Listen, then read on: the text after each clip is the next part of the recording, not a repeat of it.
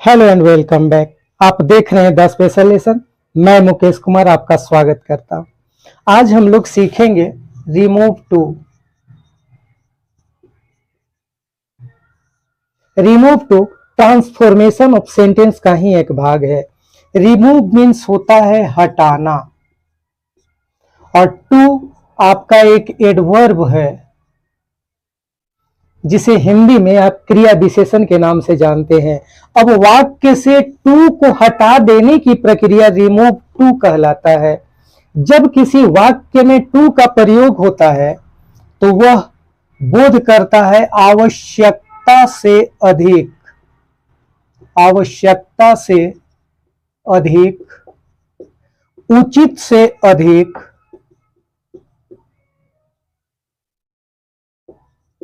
या कह सकते हैं कि कर्ता की असमर्थता।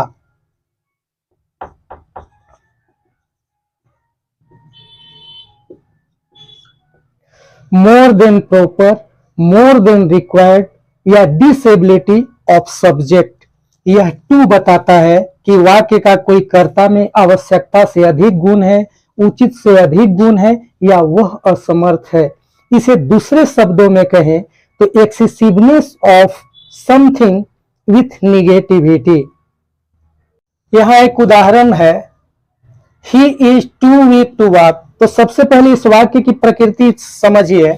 इस वाक्य में टू के बाद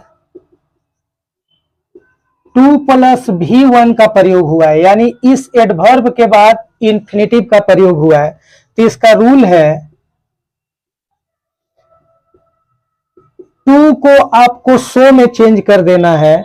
इस टू के बाद का शब्द जो होता है एडजेक्टिव होता है, उस एडजेक्टिव को डैट से जोड़िए। अब पुनः सब्जेक्ट रखिए। तो वाक्य में अगर नाउन होता तो उसके लिए प्रोनाउन रखते, लेकिन यहां खुद प्रोनाउन है तो इसी प्रोनाउन की पुनरावृत्ति करेंगे, यानी पुनः सब्जेक्ट रखें। अब अगर वाक्य में इज का प्रयोग है तो आप कैन नोट का प्रयोग करें। अगर वाक्य में वाज का प्रयोग है तो उसके लिए आपको कुड नोट का प्रयोग करना है। अब इस वाक्य को चेंज करके देखते हैं, यानी इस वाक्य से टू हटा के देखते हैं। सबसे पहले यहां लिखेंगे ही, फिर इज। अब इस टू के जगह पर शो कर दीजिए। अब इस एडजेक्टिव को उतारिए, वीक। अब बोलता है कि एडजेक्टिव में दैट लगाइए, दैट लगा दिए। पुनः सब्जेक्ट रखिए तो ही के लिए पुनरावृत्ति ही के रूप में होगा। अब वाक्य में इज है तो आप कैन नोट कर दीजिए। अब इस पुनः शब्द को उतारेंगे बिना टू का, तो हो गया he is so weak that he can not walk. तो आप इस तरह से चेंज कर सकते हैं।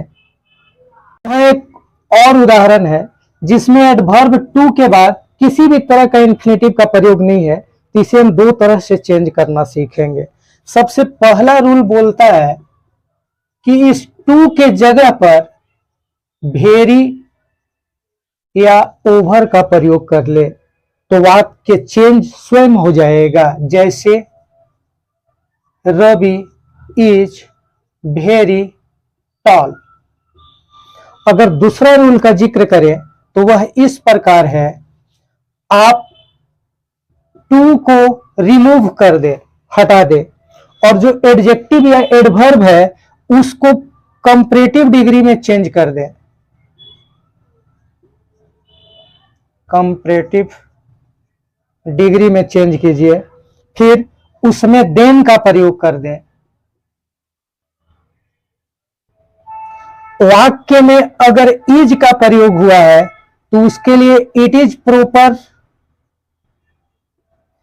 और अगर वाज का प्रयोग है तो इट वाज प्रॉपर का प्रयोग करें। तो अगर इस नियम से बनाइएगा तो यह बनेगा रवि इज टॉलर देन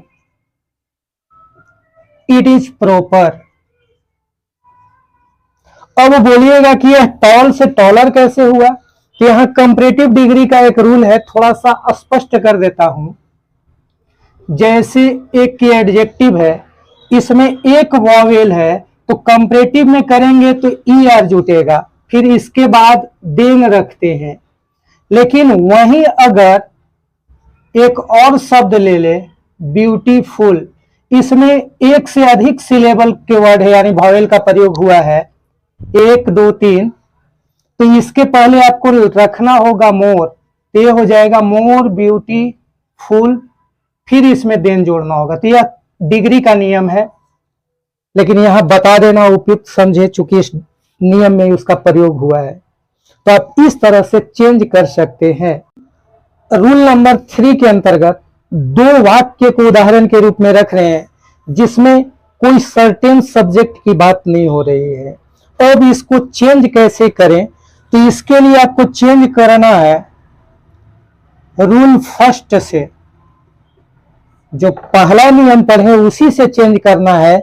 बस इसमें अंतर यही आएगा कि सब्जेक्ट की जब पुनरावृत्ति होगी, सब्जेक्ट का रिपीट जब करेंगे, तो इज के लिए आपको वन कैन नोट का प्रयोग करना होगा, और अगर वाक्य में वाज का प्रयोग हुआ होगा तो वन कुड नोट का प्रयोग करना होगा। बाकी आप बना कर देखिए। तो इसे बनाएंगे तो होगा इट इज, अब टू को हटा के सो कर दिए, एडजेक्टिव उतार दिए, अब यहां डेट जोड़ दिए। अब बोल रहा है कि यहां सर्टेन सब्जेक्ट नहीं है, तो यहां पर वन और इज है तो कैन नोट लग गया। अब अंतिम शब्द को उतार देंगे विदाउट टू, तो touch. It is too hot to touch का जब हम चेंज करेंगे तो it is so hot that one can not touch. अब दूसरे वाक्य को देखते हैं, the book is too costly to buy, तो इसको भी चेंज कीजिए, the book is so costly that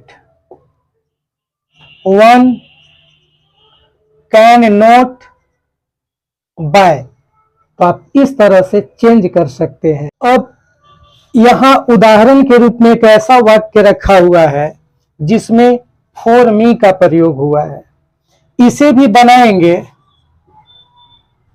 rule first से ही, रूल फर्स्ट से चेंज करेंगे। लेकिन इसमें दो चीज ध्यान देना होगा। अगर मी है तो उसका सब्जेक्टिव केस आई कर दे, अस होगा तो वी कर दें, यू तो यू ही रखना है, अगर हिम का प्रयोग होगा तो ही कर दे, हर का प्रयोग हो तो सी कर दे, और देम का प्रयोग हो तो दे को सब्जेक्ट के रूप में रखना होगा। और एक मीनिंग अपनी इच्छा से उपयुक्त जो वाक्य में सेट होगा उसको रखना है, और एक मीनिंग।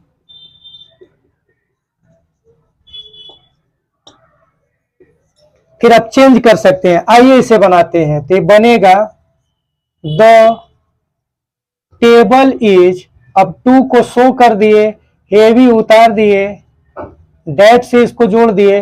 अब इस मी को आई में चेंज करके सब्जेक्ट के रूप में रखेंगे तो आई। अब इज के अनुसार कैन नोट का प्रयोग हुआ। अब यह टेबल भारी है तो किस लिए, तो उठाने में, तो यहां लिफ्ट का प्रयोग करना होगा। तो आप इस तरह से चेंज कर सकते हैं। कहीं कहीं वाक्य में इट का भी प्रयोग किया जाता है, तो आप कर सकते हैं, आपके स्वेच्छा पर है, और नहीं भी कर सकते। अगर वाक्य में टू मच का प्रयोग हो तो उसे कैसे चेंज करेंगे, आइए देखते हैं। It is too much for me, कुछ नहीं करना है, इस टू के जगह पर सो बैड या सो शॉकिंग का प्रयोग कीजिए। और इज के लिए वाक्य के अंत में कैन नॉट बियर इट, अगर वाक्य में वाज हो तो कुड नॉट बियर इट का प्रयोग कीजिए। अब इसे चेंज कर लीजिए, तो होगा it is so bad that I can not bear it. तो आप इस तरह से रिमूव टू का समस्त वाक्य को चेंज आसानी से कर सकते हैं। यदि आप नए हैं तो मेरे साथ जुड़िए।